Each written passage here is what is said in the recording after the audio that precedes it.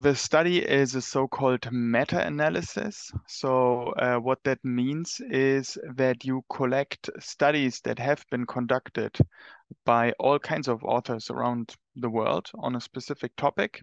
In this case, the topic was the so-called integration paradox.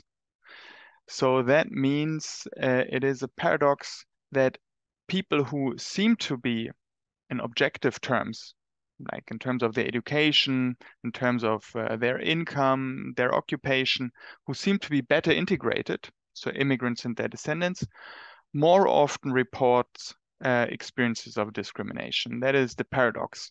And what I did in the study is that I collected all evidence that has been gathered on this paradox, including, of course, also studies that rejected that paradox exists.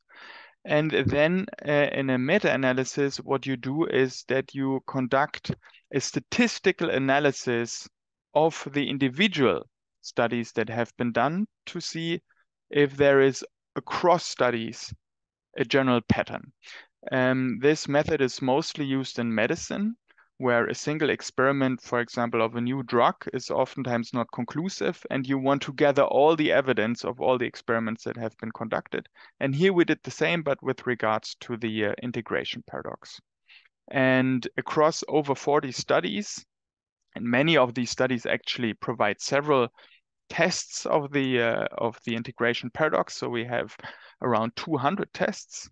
We find evidence that this integration paradox exists. There is this tendency for the better integrated who have factually better conditions to more often report experiences of discrimination. As people get better integrated, they also both comprehend discrimination better.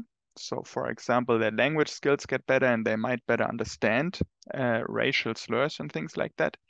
But a second thing is also really important, and that is they are more confident to actually report the discrimination that they experience because they have a stronger perception that they're actually part of society and therefore have a right to be treated equally. What the study shows is that actually the absence of reports of discrimination might as well mean that minorities feel not safe to actually voice the experiences that they have.